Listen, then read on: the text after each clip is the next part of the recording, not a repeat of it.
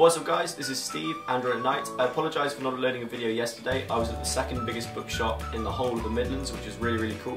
A couple of the books I was buying were actually for university next year, which is a neat enough segue into my top 30 apps, which is going to be ridiculous. It's the biggest list I've ever done of apps for students. I've seen loads of these online. I actually am a student, and most of the people doing it don't tend to be. They tend to be in their 30s, so I don't think they really know. So these are the 30 ones that I found really useful, and hopefully you guys find useful as well, so enjoy the video. So the first thing that becomes immediately apparent when you start being a student is that money is pretty important and it doesn't just grow on trees. So with this, you're going to need your bank app for whichever bank you use. I use RBS. I'm not going to open it because I don't want you to see all my details, but basically this will let you change money from your current account to your savings account. It'll let you manage things like student overdrafts, just stuff like that, really useful to have. And these bank apps also let you transfer money to people with their mobile numbers, which is really useful if you go out for a meal with someone, or if you're buying food like in a big group for a house, something like that. The next app is in the same vein. It's called LendMate. This lets you manage items or money that you lend or borrow from people. So you can see here you've got a bunch of different things. So for example, if you go into money, you can say I've borrowed £20, and then it logs into your contacts. You can enter a name, so I'm just going to put a random number in. So for example, like that. And then that's saved on your phone, and it means that no one's going to be arguing about who owes who how much money. So you're managing your money and you want to spend it on things and get as much for your money as possible. So for example, if you're hungry, you can search burger and it'll tell you what is near you. So you can see there's a couple of different burger joints near me, and all of these have Groupon deals on. It's a really easy way to save a little bit extra and make your money go that little bit further. Unidays is similar to Groupon. It lets you find student discounts both in stores and also online. So it just puts all the latest student deals in one place. Next up is Voucher Cloud. This is very similar to Groupon. So again, you've got these different deals you can scroll through, and there's everything from clothes to events to food. And again, you can search locally or you can search by what you're looking for. And it's got a nice little tab at the top, so you can go across for different categories. If you want to save even more money and cook yourself, you can use an app called Allthecooks. Will give you a bunch of different recipes to choose from. It's got a really nice search feature, so you can search based on ingredients or what you want to make. It's also got a load of suggestions here. Each recipe has a really nice photo, it's got a really nice interface, and it automatically lets you save items to a shopping list. If you don't feel like cooking yourself, Hungry House will let you search for takeaways within your vicinity. This works pretty much 24 hours a day, and it's really quick. You simply enter your postcode.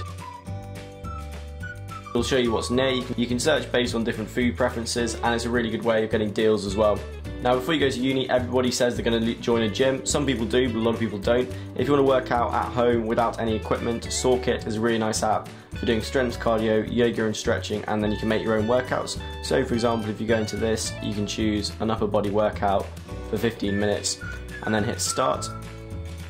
It'll talk to you, telling you which exercises you're going to do, and it'll also give you a nice image. You can also download videos, so you get a video, an instructional video on how to do different exercises, but it's a really nice way to force yourself to actually do some exercise. Next up, we've got MyStudy Life. This is a great app for managing homework, exams, assignments, things like that. It's the holidays at the moment, so as you can see, I've got nothing coming up, but it's a really nice interface. You can go into a monthly or weekly calendar view, which lets you edit things on the fly, and it's a really useful way of keeping up to date with everything that you need to do. Next up is a widget called Eventflow, which I've shown a few times in my videos. This is another really nice way of keeping up to date with things. There's a couple of plugins you can download which will sync it to Facebook, so if you've got Facebook events, they'll appear in the widget, and anyone who shares anything via Google is going to show up here. Next up is CamScanner. This is another one I've shown a few times. This lets you take a photo of something and turn it into a PDF. So as you can see, it will then crop the image for you and flatten it. You can then extract the text, and you can search in the application for text documents and export it as a PDF. It's really useful for scanning things and sending them to people, or just for taking photos of anything that you need to store. Talking of storage, you want some sort of cloud backup app. This is Google Drive. This works really nicely across platforms, so anything you save from your laptop, from your tablet, is then instantly accessible on your phone. It means you can edit things on the fly, you can share it with people much more easily. It means that inevitably when someone knocks over a glass of gin onto your MacBook and it fries, it means you're not going to lose all your work because it's saved in the cloud. The other cool thing about Google Drive is it plugs into Google+, and this will automatically save all the photos and videos you take, which again is really useful if you lose your phone or your phone gets broken. It means everything is saved somewhere in the cloud. Another cloud option is DropBox. This is very similar. It's got slightly quicker syncing, I found, from MacBook to your phone, but even saying that, Google Drive isn't that slow, but it just means if you need some extra storage, you've got it. And some universities and colleges and things use DropBox, so maybe it's a little bit easier to integrate into their systems, but DropBox is another very good storage app. The next app is GoogleKeep, which again I've talked about a lot. This is one of my favourite notes applications because it saves everything into the cloud so you can't lose it, and it works across multiple devices. You can also add photos and add voice recordings to your notes. It also has a checklist option which is useful for shopping lists, or for example I do it when I need to install apps to record a video. If you want a really simple notes app, there's a new one out called Just Notes, and it's got a really nice minimal material UI. Hit here, you can add a new note. So we're going to do... This doesn't save into the cloud, but it looks really nice, and if you want a really nice minimal option, this is a good notes app. The next app is called Jotterpad X. This is really useful if you do any sort of creative writing, or if you want to make notes for essays. It saves everything in a really nice UI. It has DropBox integration, so if you use DropBox, you can save everything automatically to the cloud. And just everything looks really, really pretty when you save something. You get this nice, very sort of integrated Google-looking interface. Another very powerful notes app is called Evernote. This is good because again it's cross-platform, you can use it on your MacBook or on your Windows PC. It lets you save photos, audio clips, anything like that, and also attachments. It lets you save everything into these nice notes and notebooks. Again, all this is saved into the cloud, so if something happens to your phone or to your laptop, everything is safe. At some point you're going to need to be able to access the storage on your phone for whatever reason, to find a file, move a photo, something like that. Cabinet Beta is a really pretty material UI file manager, which I can't recommend any more highly. The next app is called RefMe, and this is one of the most useful apps I found this summer. I wish I had it last year for my coursework. What this lets you do is create projects, so I've just created a couple of example ones here. So we're going to go into novels. What this does is scan the barcode of a book. This then pulls up the full reference for that book. You can do it for different sections and chapters, which is really useful, but the coolest thing is if you go up here into the menu and hit change style, you've got access to all the different notation styles or referencing styles that different universities use across the world and across the country. So this just saves a lot of time when it comes to actually doing all the referencing and bibliographies for essays and projects and coursework and things like that. So RefMe is definitely one of the best apps that I wish I'd had last year. If you're learning a different language, Duolingo is a really good way to do that on the go. It breaks it down, it almost feels like little mini games. As you can see, I've had to make a new account because I forgot my old details. But I'm going to start using this again. I'm trying to learn Dutch, which I think I mentioned in a couple of other videos. But it makes it a really nice experience, really easy to do on the go. And again, it has a really nice web app as well, so you can do this on your laptop. Next app we've got is called PowerCalc. Now I do English, so I'm not really into numbers and things like that, but I've talked to a couple of my engineering friends and they've reassured me this is the best scientific calculator for Android. I have pretty much no idea what any of these things do. I vaguely remember sin, cos and tan from A-levels, but maths was never my favourite subject. But I'm assured this is a very good scientific calculator, and I have to say it looks quite cool in sort of a retro scientific calculator kind of a way. Next up is Wolfram Alpha. This is really useful for asking questions that Google now can't answer. Unfortunately, the voice command doesn't work because I'm running Android L at the moment.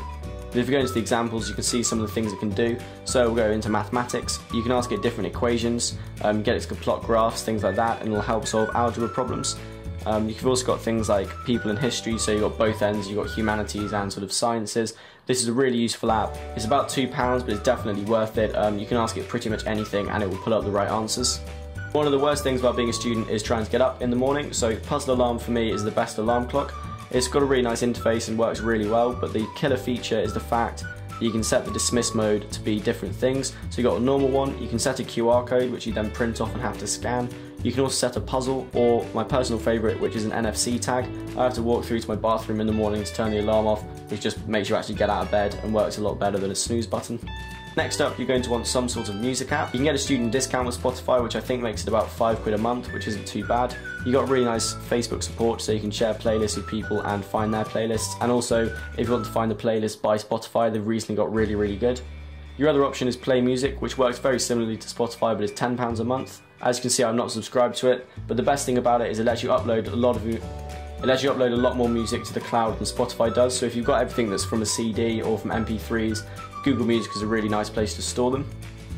If you want to save even more money and don't want to pay for any of those services, there's an app called 8 Tracks. This just curates loads of different playlists from different people, and you can then go into them, you can search for different genres, things like that, and just set a playlist playing. Next up, we've got the new Google News and Weather application. If you want to have a good place just to get some news stories, this is really useful. It's a really nice place to get loads of curated news sources, and you can also open them in external browsers if you want to view them sort of on the host website. Another great news app is News Republic. This lets you save your favourite categories, so for example like technology and different things like that. I'm just going to go into technology, and the coolest thing this does is generates these tag clouds. So you hit the button up here, and then you've got a 3D tag cloud that you can navigate, and you can click on things that are interesting. You can also change it so that it's either in a list that scrolls or like sort of a general tag cloud. But I like it in this one, looks really cool. So if you want to go to Facebook, you just tap on it and it'll pull up some stories about Facebook. If you're a student in the UK, the likelihood is you're going to be travelling a lot. If you don't have a car, then using a train is pretty much your only other option. The TrainLine.com lets you buy tickets in advance, slightly cheaper than from stations. It also does things like live departures and will let you know what platform your train is departing from. And the final app on this list is a game, it's called QuizUp. But the reason I like it is actually if you find a category that's related to your subject, so I do English, so for example poetry, it actually does kind of count as revision, gets you thinking about your subject, and it's a good little game just to pass a 5-minute gap. Hope you enjoyed that, guys. Please like this video if it was useful. Please subscribe if you haven't seen it before. Comment below if there's any apps you think I should be using or other people should be using. You can follow me on all my social media things in the links below for things like icon packs, wallpapers and stuff like that. And I will see you guys on Friday. Peace.